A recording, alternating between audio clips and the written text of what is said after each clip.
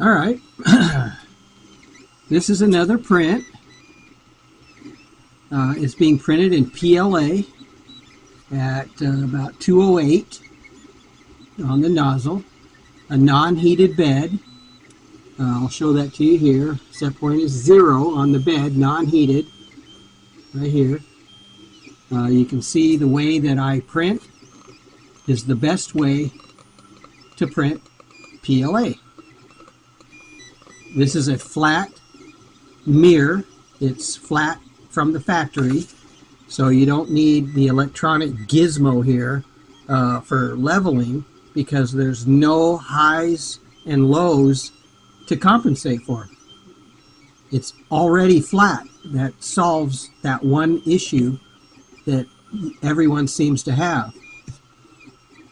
I then instead use the paper feeler gauge right here, piece of paper. This is how I level the bed. I check for height, and that's it. This is my print head right here. It's a single print head. It's not direct drive.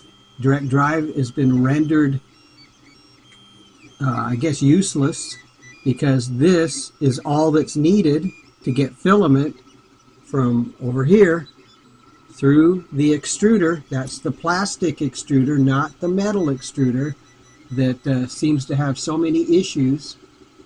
The lever, if it ever cracks, just replace it. It's like $3, 5 minutes. No calibration necessary. You just remove and replace. It's been 5.5 years. I'm still using the same extruder. It's got the white Bowden tube.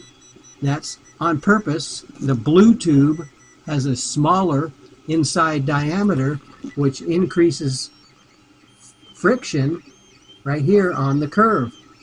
So you need to use the white Bowden tube if you're going for this type of filament delivery. Again, this is just your basic hot end, because all you need is this to heat the filament right here soft enough to get it to the bed. That's it. That's all that is required. A perfect print. The springs are stock. These are the regular springs that came with the printer 5.5 years ago. No yellow springs, no chunks of rubber, just the springs that came with the printer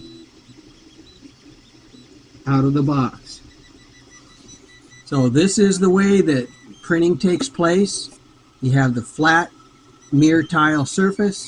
You got no raft, no brim, no messy ass glue stick, no supports. You don't need supports on this particular print at all. Not required.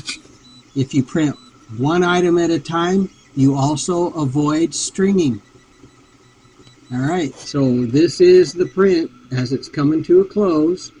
And again, we have just a few minutes left on it. But you can see how clean this hot end delivers filament. I don't know what a direct drive is for. I don't know why it has all that overcomplicated bullshit added when you just don't need it.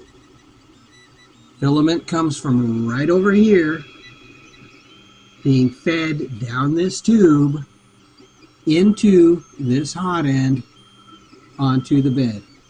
That's all. That's it. No complicated direct drive required. It's just not needed.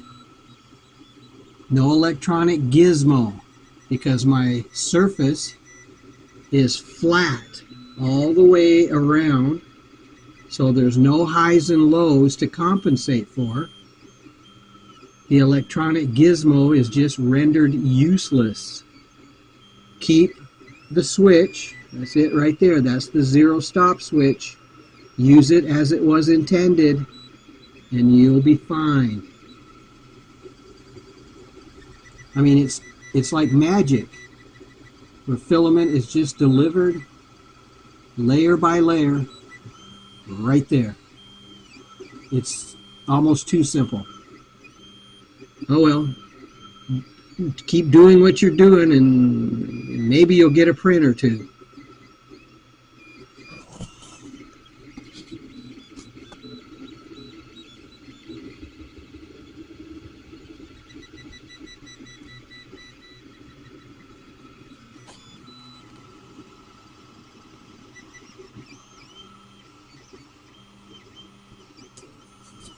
Okay. Oh, by the way, my eSTEPS are 93, as it was set in the original setting by the factory. 93. No calibrations or eSTEPS needed to change, okay? If you keep everything as it was intended, 93 is all that is required. I've changed virtually nothing on this printer. It came with this plastic extruder. It came with the Bowden tube. It came with the hot end. It came with the carriage. It came with the firmware. Okay? The only thing I've changed, and it's not necessarily an upgrade because I could print on cardboard if I thought it would work. So the mirror is just user's choice. It's what I prefer to print on. Not considered an upgrade. Ask anybody. All right. Talk to you later.